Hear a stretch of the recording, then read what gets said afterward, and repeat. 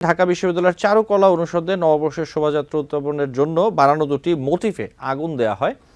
এখন সিসিটিভি দেখে এর পরবর্তীতে মামলাও হয়েছে, একজনকে খোঁজাও হচ্ছে। ফ্যাসিজমের একটা মোটিভ আমরা দেখতে পেয়েছিলাম যে আমরা ফ্যাসিজম থেকে ডেমোক্রেসির দিকে যাব, ফলে আমরা পুরনোর ফ্যাসিজম আর যেন না আসে, সেই সেই উদ্দেশ্য থেকে তো এই মোটিভটা করা হয়েছে। নাম অবশ্য বদলানোর কারণে যে বিষয়টি হয়েছে যে জাতিসংঘের যে সংস্থার স্বীকৃতি, এটিতে কোনো প্রভাব পড়বে কিনা সেটি নিয়েও প্রশ্ন উঠছে। মঙ্গল শোভাযাত্রা বা আনন্দ শোভাযাত্রা, এখানে রতন ভাই বলছিলেন যে ঠিক এটা শব্দগত ব্যাপার, দৃষ্টিভঙ্গির ব্যাপার। কিন্তু আমরা বাংলাদেশে দেখি প্রতিটি বিষয়ই রাজনীতিকরণ করা হয়, প্রতিটি বিষয়কেই ধর্মীয় দৃষ্টিভঙ্গি থেকে বিবেচনা করা হয়। ঢাকা বিশ্ববিদ্যালয়ের চারুকলা অনুষদে নববর্ষের শোভাযাত্রা উদ্যাপনের জন্য বানানো দুটি মোটিফে আগুন দেয়া হয়।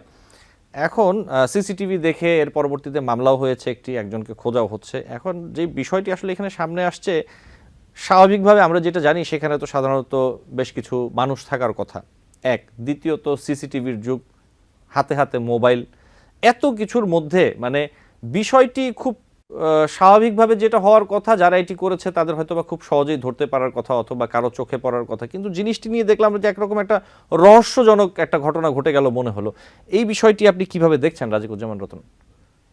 হ্যাঁ, আমাদের তো নববর্ষের যে আমাদের শোভাযাত্রা হতো সেখানে কিছু প্রতীক ব্যবহার করা হতো কি কারণে, যে নতুন বছরে পুরনো অশুভ জিনিসগুলো যেন না থাকে। সেখান থেকে আমরা কখনো কখনো নানা ধরনের মোটিভ ব্যবহার করার একটা আমাদের লোকায়ত সংস্কৃতির একটা অংশ।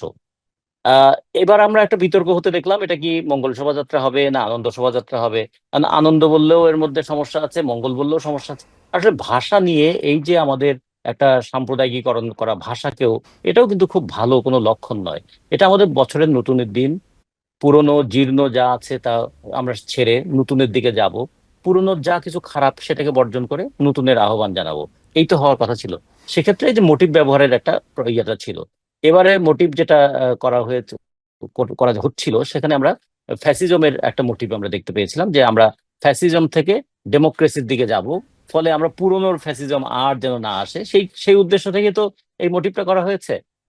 আর মোটিভটা পোড়ানোর মোটিভ কি, এইটা নিয়ে একটা সমস্যা তৈরি হয়েছে।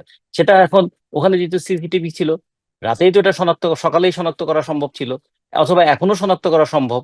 এটা নিয়ে যেন কোনো ঢাক ঢাক গুড়গুড় করা না হয়, এটা নিয়ে যেন এমন কোনো পরিস্থিতি তৈরি করা না হয় যে এটা মানে যেটা ব্লেম গেমের মতো, যে দায় এড়ানো, দোষ চাপানো, এইটা করে মানুষকে যেন একটা চাপের মধ্যে ফেলা না হয়। আমরা চাই প্রতিটা বছর নতুন বছর আসুক, বছরটা আমাদের ইনক্লুসিভ হোক। এই বছর হচ্ছে নতুন বছর। যেমন ইরানে দেখুন, ইরানে তো ওরা যখন নওরোজ করে, কি দারুণ তাদের একটা উদ্দীপনা নিয়ে তা করে। কিংবা পৃথিবীর দেশে দেশে তারা যখন, বিশেষ করে ইউরোপে যখন 1 জানুয়ারি তারা করে, তারা সে কিন্তু সবাই মিলেই সেটাকে নতুন বর্ষকে উদযাপন করার চেষ্টা করে। কিংবা যদি আমরা ধরি আমাদের এই আদিবাসীদের মধ্যে পাহাড়ে এবং সমতলে, তারাও কিন্তু দারুণ ভাবে। আমি একবার কম্বোডিয়া গিয়েছিলাম, ওখানে দেখছিলাম যে 14 এপ্রিল ওরাও নববর্ষ, এবং দারুণ ভাবে এই নববর্ষকে তারা উদযাপন করে। মানে এটা প্রত্যেক দেশের সংস্কৃতির একটা অংশ। রাজিকুজ্জামান আমরা এটাকে মনে করি যে জি, সবাই মিলে এটা করা উচিত। আমি একটু যোগ করি, আপনি যে কথাটি বলছেন, মঙ্গল শোভাযাত্রা অন পহেলা বৈশাখ বাংলা বর্ষবরণের আয়োজনটিকে ইউনেস্কোর অপরমীয় বিশ্ব সংস্কৃতি হিসেবে স্বীকৃতির সনদে এভাবেই উল্লেখ করা রয়েছে। এখন নাম অবশ্যই। বদলানোর কারণে যে বিষয়টি হয়েছে যে জাতিসংঘের যে সংস্থার স্বীকৃতি, এটিতে কোনো প্রভাব পড়বে কিনা সেটি নিয়েও প্রশ্ন উঠছে। জি, হ্যাঁ, এটা তো প্রশ্ন উঠবেই যে তার মানে কি, একসময় আমাদের মধ্যে বিরোধ ছিল কি, জল না পানি। এখন জল ব্যবহার করতাম না, আমরা পানি বলতাম। কিন্তু জল হচ্ছে বাংলা শব্দ, পানি হচ্ছে হিন্দি শব্দ। কিন্তু আমাদের এখানে ধারণাটা না থাকার কারণে অনেকে মনে করতাম জল বোধহয় বাংলা শব্দ, মানে হিন্দু শব্দ, আর পানি বোধহয় আমাদের এখানে এটা বোধহয় আরবি শব্দ, কিন্তু পানি তো একটা হিন্দি শব্দ। কিন্তু এইরকম করে জল পানির বিরোধ আমাদের এখানে আছে। ঠিক আমাদের এখানে নানা ধরনের লুঙ্গি এবং ধুতির বিরোধ আছে। এমনি কত ভাবে যে মানুষের মধ্যে একটা পার্থক্য তৈরি করার চেষ্টা করা হয়। আমরা বলি এটা কেন হবে, মানুষের তো বৈচিত্র্য নিয়েই একটা সমাজ। একটা সমাজে নানা ধরনের মানুষ, বৈচিত্র্যের ঐক্য না হলে কি একটা সমাজ হয়? এক গাছের ফুল দিয়ে একটা বাগান হয়, কিন্তু বন যখন হয় তখন বহু জাতের গাছ ফুল সেখানে থাকে। তেমনি একটা দেশ মানে হচ্ছে বহু ভাষা, বহু সংস্কৃতি, বহু জীবনধারা, তার একটা মিলিত রূপ, একটা মিলিত স্রোতের মতো বয়ে যাবে। এটা না হলে কি ডেমোক্রেসির চর্চা করা যাবে? আমার মতোই সবাইকে হতে হবে, কিংবা সবাইকেই আমার মতো হতে হবে? তাহলে এইরকম আমরা তো এখানে জুতো বানাতে বসি না যে সবাইকে এক মাপে জুতো পরাবো।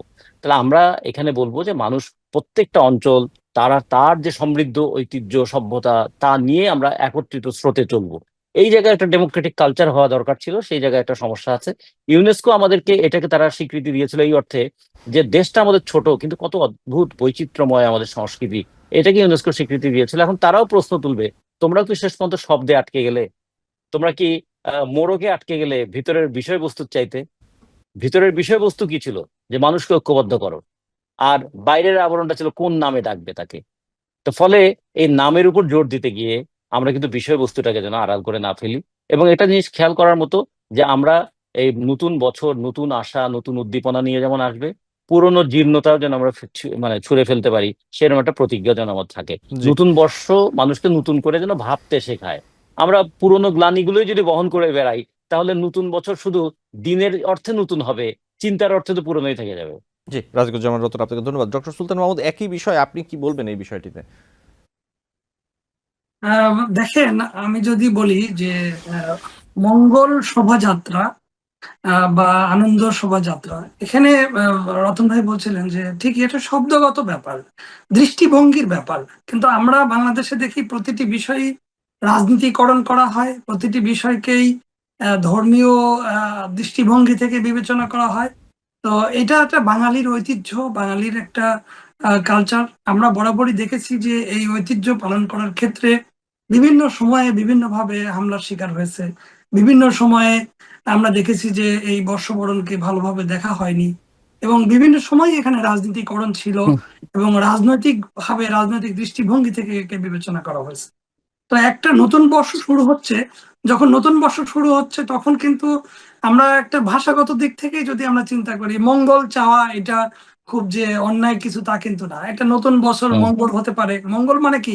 কল্যাণ চাওয়া, সকল অশুভ সকল খারাপ জিনিস দূর হয়ে যাক। কিন্তু সেই বিষয়টি নিয়ে যদি আমরা এই যে নাম পরিবর্তনের সংস্কৃতিতে আটকে যাই, অর্থাৎ এর আগেও আমরা দেখেছি যে ওই যে নাম পরিবর্তনের সংস্কৃতি সকল ক্ষেত্রে, যে আগের সরকার যেটা করে গিয়েছে সেটাকে আমরা যে কোনো ভাবে বাতিল করে নতুন করে এস্টাবলিশ করা। তো এখানেও কিন্তু এইরকম, যদিও এর একটা ইতিহাস আছে। ইতিহাস হচ্ছে যখন এটা 1989 সালে শুরু হলো, তখন যেমন বলা হচ্ছে যে এটা পুনরুদ্ধার করা হচ্ছে, কিন্তু তখনও কিন্তু একটা ঐক্যমত্যের ভিত্তিতেই সিদ্ধান্তে এসেছিল যে মানে 1990 সাল থেকে এটা শুরু হলো যে আনন্দ শোভাযাত্রা না করে মঙ্গল শোভাযাত্রা। এবং তখনও কিন্তু এরকম একটা দৃষ্টিভঙ্গি ছিল যে আমরা যেন এই নতুন বছরটা মঙ্গলের মধ্য দিয়ে, এবং ওই সময় যদিও স্বৈরাচার পতন একটা আন্দোলন ছিল, এটাকেও একটা একটা যেহেতু আমরা চাচ্ছিলাম যে দেশে একটি একটি মুক্ত হোক, একটা একটা জায়গা থেকে মুক্ত হোক, তখন কিন্তু এই কালচারটা শুরু হলো। এবং কালচারটা শুরু হলে কিন্তু সবাই এটাকে খুব সুন্দরভাবে অ্যাকসেপ্ট করে নিয়েছিল এবং একটা বাঙালির ঐতিহ্য এটা চালু হয়েছিল। কিন্তু তার মাঝেও আমরা দেখেছি মাঝে মধ্যেই বর্ষবরণ অনুষ্ঠানে কিন্তু বোমা হামলা, বড় বড় বোমা হামলার ঘটনাগুলো ঘটেছে। এবং আপনি দেখেন যে এই যে রাতের বেলা বা ভোরবেলা যে যে ঘটনাটা ঘটলো, যে আগুন দেওয়ার ঘটনা ঘটলো এই এই যে মোটিভ গুলোর উপরে, এই আগুন দেওয়ার ঘটনা কিন্তু খুব স্বাভাবিকভাবে দেখার কিছু নেই। এটা গভীর ষড়যন্ত্র। এটা এটা কোনো বিচ্ছিন্ন ঘটনাও নয়, পূর্বের ঘটনাগুলোরই একটি পুনরাবৃত্তি। যে যারা এই বর্ষবরণ অনুষ্ঠান চায় না, যারা এই ধরনের শোভাযাত্রা চায় না, তারাই কিন্তু এটাকে প্রশ্নবিদ্ধ করতে চায়, তারাই এটাকে আঘাত করতে চায়। এবং আপনি দেখেন যে যে কথাটি আসছিল যে ইউনেস্কো কিন্তু অনেক অনেক গবেষণা করে, অনেক চিন্তা করে এটা বাঙালির এই ঐতিহ্যকে একটা ঐতিহ্যগত, যেখানে সেহেতু যেহেতু সেখানে সাংস্কৃতিক ঐতিহ্যকে গুরুত্ব দেওয়া হয়, স্বীকৃতি দেওয়া হয়, তো সেই ঐতিহ্যকে বিবেচনা করে তারা কিন্তু এই গুরুত্বপূর্ণ স্বীকৃতিটা দিয়েছে এবং সেখানে মঙ্গল কথা উল্লেখ করাই রয়েছে।